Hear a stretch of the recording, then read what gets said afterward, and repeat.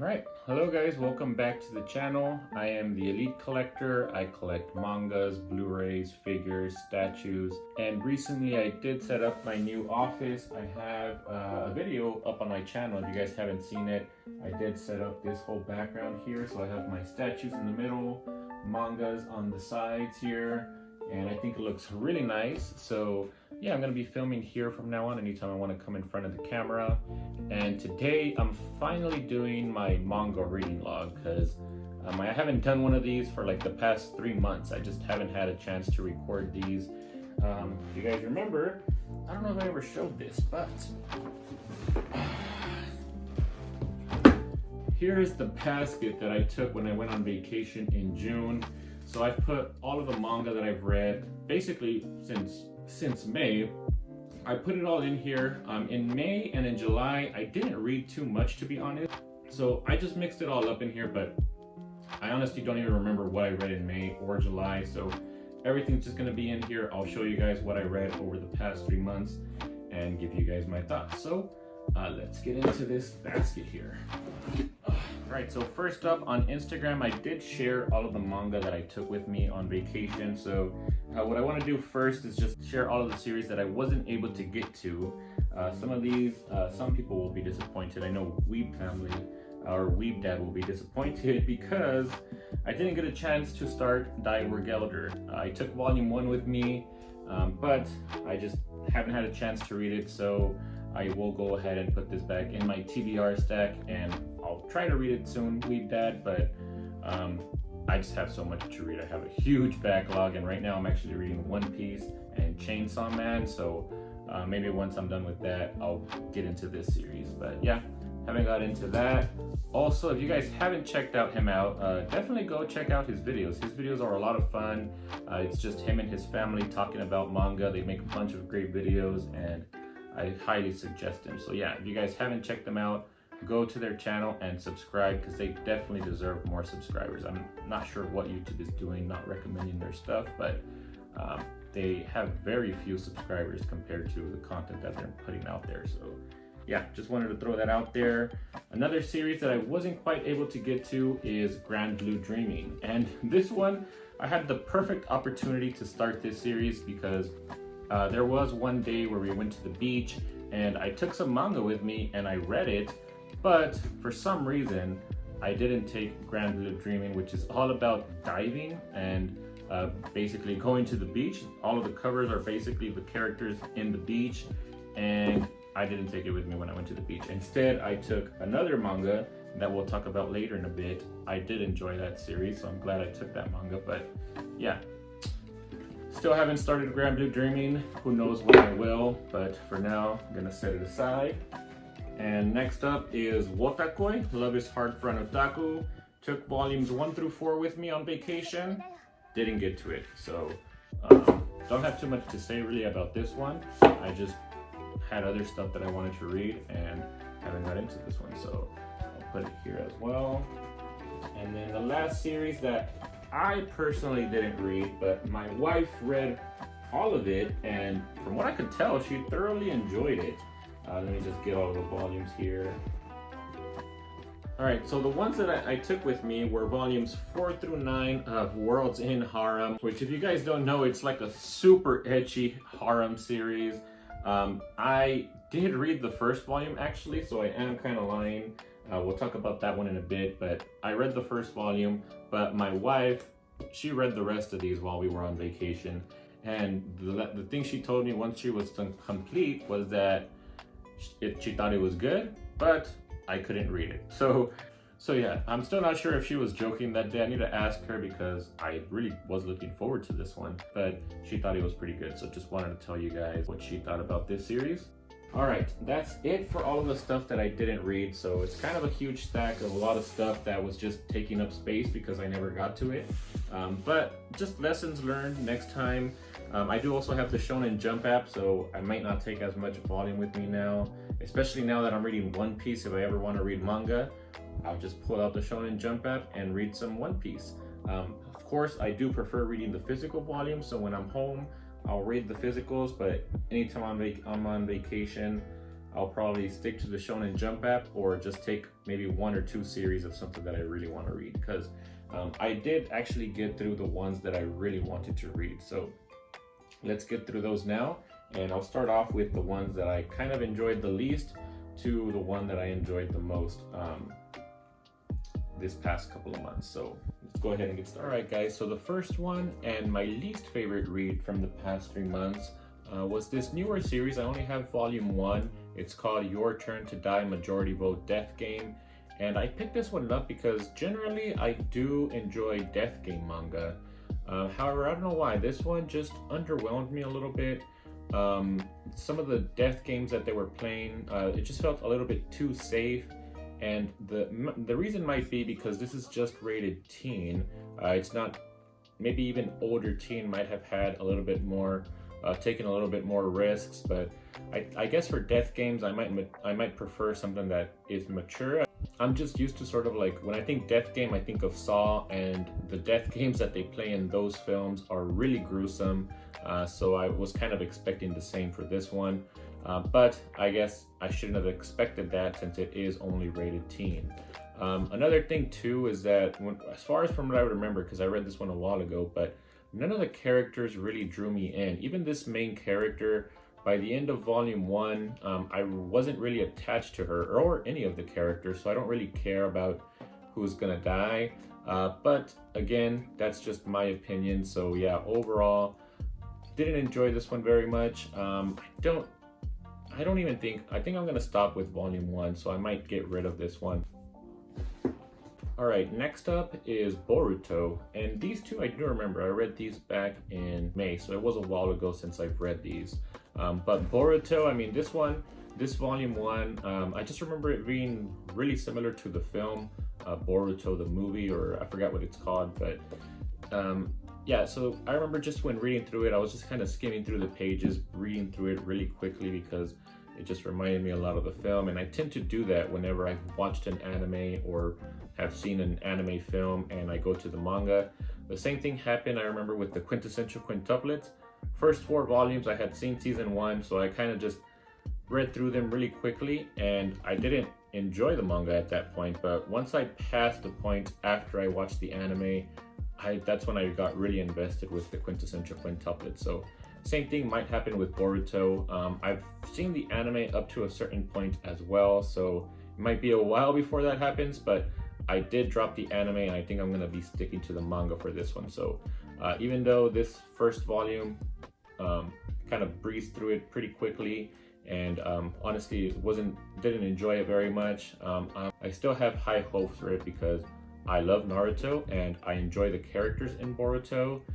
So I do see myself enjoying this one in the future. Plus, I have heard that it does get better as the series goes on, at least in the manga. So yeah, just gonna be sticking with this one.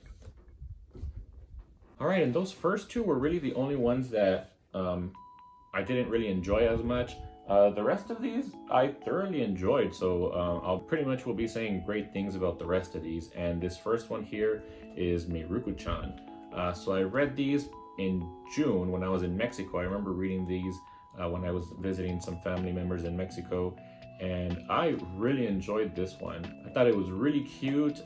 This is a story about a girl that can see demons, or I don't know what it is, what they're called. I kind of forgot. I read it a while ago, but she basically sees things that nobody else can see, and a lot of the times these things are really terrifying things to look at for anybody, and she tries to ignore it so that they don't recognize that she can see them, because she doesn't know what will happen if they do recognize that she can see them, at least. So I'm kind of curious what will happen in the future if there ever does come a point where the demons recognize that she can see them. Will they go after her? Or I have a feeling that it's going to be something like they're going to want to be friends with her or something like that. But who knows? So yeah, really enjoyed this one, and I will be continuing this series. And I'm really looking forward to the anime that will be coming out. Don't know when, but there is an anime announced for this one, so looking forward to it. All right, these next 3 I'm going to show all together. These are all Echi manga, and my plan was originally to do its own video for these 3 series and just call it something like the Battle of the Echi Manga, where I review the volume 1 of each of these. But at this point, I read these so long ago that I don't even remember exactly everything that happened in each one of these volumes to do a video reviewing each of these. So I'm just going to talk about them briefly here and mention which one I enjoyed the most out of these 3. So the first one here is Worlds in Harem, which we kind of already talked about. My wife did read this one already. Destiny Lovers, Volume 1, and Parallel Paradise, Volume 1. These are sort of like the 3 ongoing ecchi manga that are pretty similar to each other, or at least I thought so, but after reading them, they're actually all quite different. The first one here that I'll talk about them in the order in which I enjoyed them. So the first one is Destiny Lovers. Just because it's the last one here doesn't mean it was bad. I still pretty much enjoyed this one and I'm interested in the storyline, but in Destiny Lovers, I'm not sure what happened exactly, but there is a group of male characters that got abducted by a bunch of these women characters that are trying to seduce them. So they have them in a jail cell and they're trying to seduce them, and we don't know what will happen if the guys actually succumb to their seduction and I guess sleep with them, but I'm sure it's not going to be good. So there is a bit of a mystery there where you're trying to, or you want to know what's going to happen if these male characters do end up sleeping with the female characters. So yeah, enjoying it. We'll continue reading it. I am picking up the rest of this one, and compared to the rest of these other 2, this one's actually the most tame as far as the etchiness goes. So yeah, Destiny Lovers Volume 1. Next up is Parallel Paradise, and I actually really enjoyed the main character in this one because there's always sort of like a trope where in harem or ecchi manga, the main character, he never really gets any action, if you guys know what I'm talking about. But this main character, he's not messing around. And within the first couple of chapters, he already gets some action. And even by the end of this one, he's basically goes all the way with one of the characters here. Yeah, I really like that aspect about the main character in this one. But as far as the story, this one is an isekai. So our main character, his name is Yota. He's transported to a world where so far there's only female characters, and the first female character that he comes into contact here is the girl that's on the cover here, and that's the character that he gets some action with in the first couple of chapters. But when she sees him, I guess she gets excited because she had never seen a boy in years. There has never been a male character, and it kind of felt like they kind of got in some sort of trance where they couldn't help themselves, and that's why they did what they did in those first couple of chapters. But after that, they kind of snapped out of it, and she realized what had happened, and it was pretty funny actually. She like punched him or hit him or something like that, but it was pretty funny. And after that, she decides to help him out, but in order to do that, he had to cosplay as a girl because, of course, if any other girl saw him or saw a male, they would probably end up doing the same thing, get into that same trance or whatever.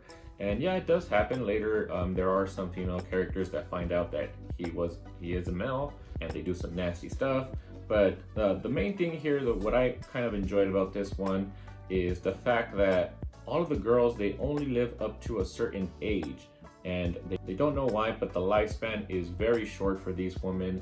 And Yota, once he figures this out, his plan is to sort of figure this whole thing out. Why is it that they only live a few years? And his plan is to break that cycle. So I found that very interesting, and I will be continuing this one. And as far as the etchiness for this series, they dialed it up to 11 on this one. This one is definitely the most ecchi between these 3 series. So if you're into that, maybe check this one out. Yeah, I'm enjoying it, so I'm going to continue it. And then the last one here, and the one that I enjoyed the most, is Worlds in Harem Volume 1. So I really do want to continue this story. I would say this one is actually more similar to Destiny Lovers because in both of these 2, the male character is trying to save himself for the one that he loves, and that's the case here. However, for him, he was put into hibernation because he had this disease that they didn't have a cure for, and they wouldn't have one until a couple of years into the future. but when they do take him out of hibernation, it turns out that 99%, or let's see, it says back here that 99.9% of the male's population has died due to a virus which they call NKV, man killer virus. So when he awakens, he's basically now the most valuable resource in the planet, because in order to keep humanity alive, he needs to impregnate as many women as possible so that they can repopulate the world.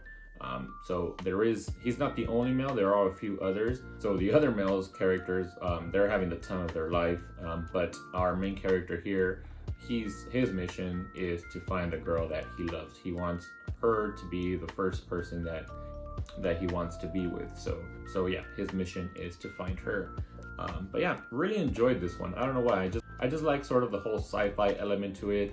So yeah, hopefully I can convince my wife to let me continue to read this series. So yeah, those were the 3 ecchi series that I read, and I enjoyed all 3 of them. So I'm a nasty man, as the Dark Sage would say. I always find it hilarious when he says that, so I wanted to say it in this video. But alright, next up we have Dai Dark. I read volume 1 back in May as well, so it's been a while. Honestly don't remember too much about this one, but I do remember thoroughly enjoying it, especially the art style. I really like the grittiness of the art style. It looks really cool. I don't think I've read anything with this type of art style yet, but apparently it's very similar to Doro, which is up here, and I plan to read that one because I now have the complete series. So since it is complete, I would like to start and complete that one. This one is still ongoing. I believe as of now there are 2 volumes. Volume 2 I haven't gotten yet, so I can't get into that one, but the first volume, it's basically about our main character. His name is Sanko, and apparently anybody who can kill him and get his bones will be granted any wish. So everybody around the galaxy is trying to get to him and kill him for his bones basically. And Sanko, however, is pretty strong himself. He has this skeletal backpack or something. I forgot what it was, but they're on the search to find out whoever put this curse on him so that they can either kill them and end the madness, as it says here on the back cover. But yeah, liking it so far. I will be continuing this one, and I love the volumes. 7 Seas did a really great job with this release. I love how it looks, so can't wait to get more of these. So yeah, that's Dai Dark. All right, next up is Don't Toy With Me, Miss Nagatoro. I'm pretty sure most people know about this series. I'm probably one of the last people to get into it, so I won't talk about it too much, but I will say that I am enjoying it. It is pretty episodic. Every chapter is just Nagatoro teasing our main character in a different way, but I'm still very much enjoying it. I really liked that one chapter where we get to see Nagatoro with another group of males, and our main character, I'll just call him Senpai, but he was basically expecting her to be the same way with them as she is with him, but no, she basically is only like that with him. So to me, it was pretty obvious that she does like Senpai, but we'll see where the story goes. I do have more volumes, but I only took 3 volumes with me when I went on vacation, so I need to continue this one, and I am really enjoying it. All right, the next one here is How Heavy Are the Dumbbells You Lift, Volume 5.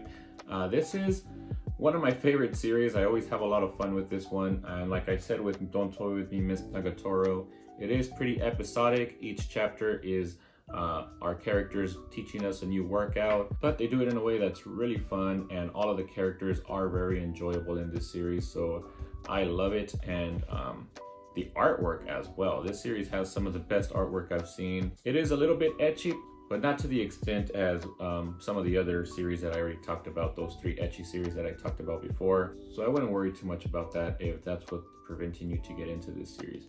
I still think it's pretty good and anybody can enjoy it.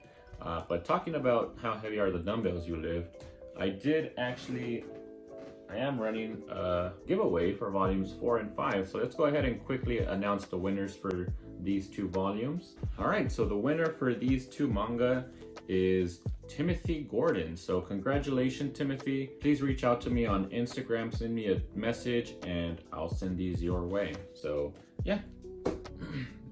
All right, here's another manga that I read while I was on vacation in June, and it was the rest of Inuyashiki, or so I thought, because I thought I had ordered the whole set of Inuyashiki, which I did. However, I didn't realize that they never sent me, or Rightstuf never sent me volume 10.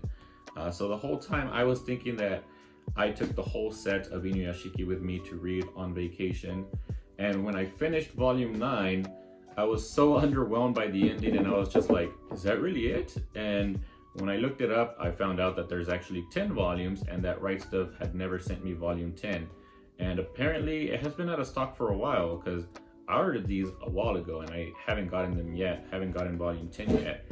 So yeah, hopefully they will send that soon, because I do definitely want to finish this one, especially after just having read these. So I might just go ahead and read volume 10 online. But anyways, what I did read, I really enjoyed. Like, again, I really enjoy Hiroyu Oka's work. Just something about his series, I guess maybe because they're not so text heavy, they're just really easy to read and really easy to just get sucked into his story, because a lot of his artwork is very great as well. And this one, it's basically a good versus evil storyline. We have two characters that were at the wrong place at the wrong time, and due to that, they ended up being killed but reborn as cyborgs. And so both of these characters found out that they had these powers, and one of them used it for good, the other one for evil, and that's basically the storyline. It's not a deep story by any means, but it is a lot of fun, and I did enjoy it quite a lot. So yeah, Iniyashiki, definitely recommend it.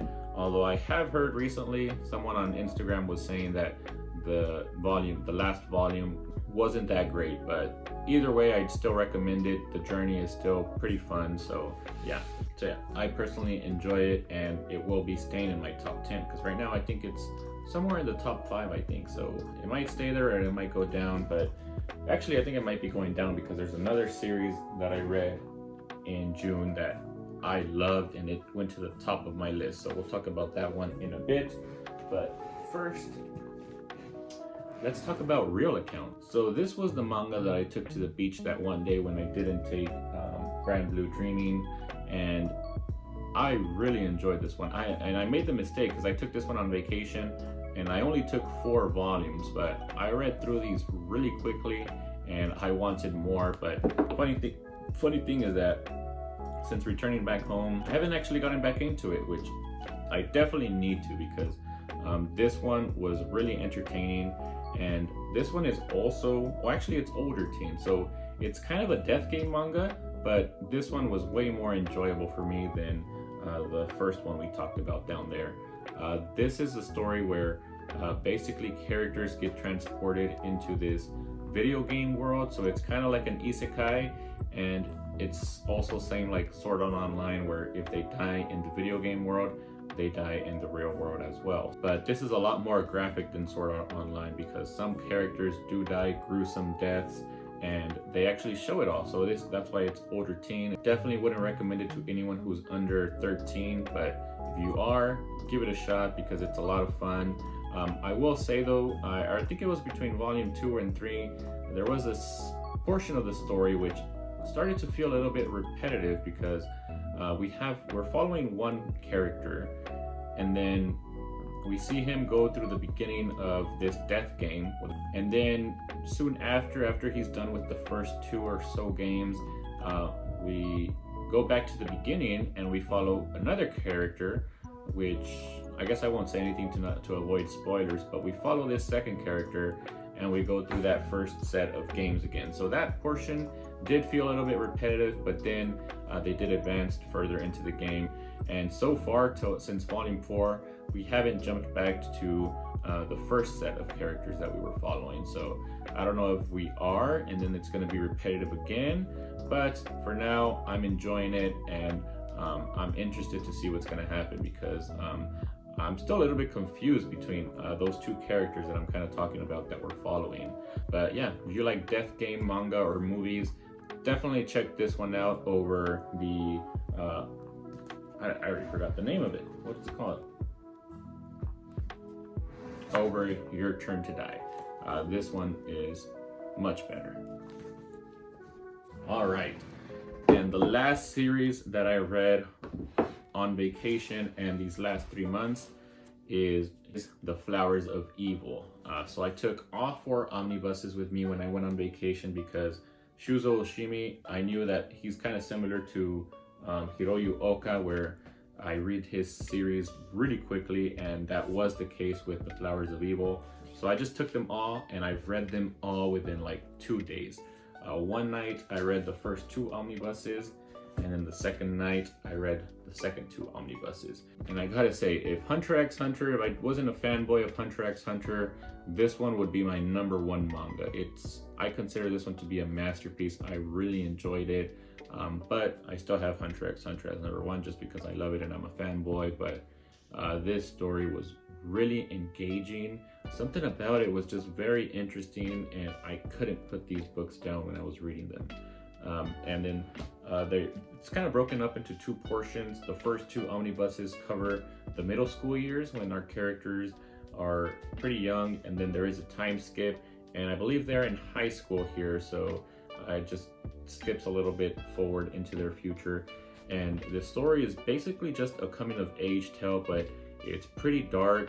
They go into some basically darker aspects of our world, and our characters here, when they were pretty young in middle school, they go through some pretty crazy things at a very young age, and it kind of just changes their life and messes with them mentally, especially our main character, Kasuga.